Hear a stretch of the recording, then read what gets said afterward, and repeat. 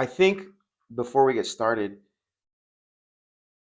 we all need to, whatever we believe, right, religiously, um, right and wrong, and all these things, they're going to vary. But when it comes to the laws of our land, we need to at least agree on these points.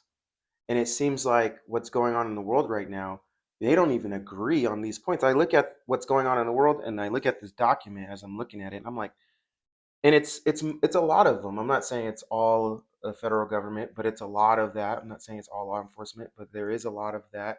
There's just the basic citizens not obeying the laws of the land, and it's just interesting. It's like, why don't we obey What would be some of those examples? it? For what?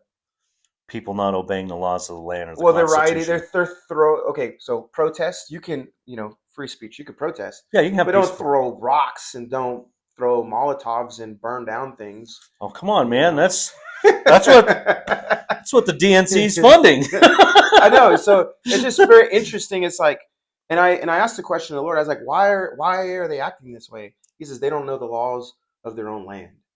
It's just like if you grew up. I grew up in a house where there was no rules because my mom was always running off, you know, and there was no dad, so we did whatever we wanted.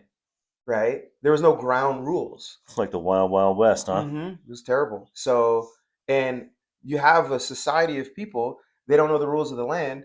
So, there's a part of my life I did experience, I'm sure you did, where it's just like, you respect your elders, For right? sure, For absolutely. for us, not really. There wasn't really any elders around. So when I grew up and then I joined the military, it was hard to respect them because I wasn't taught that, right?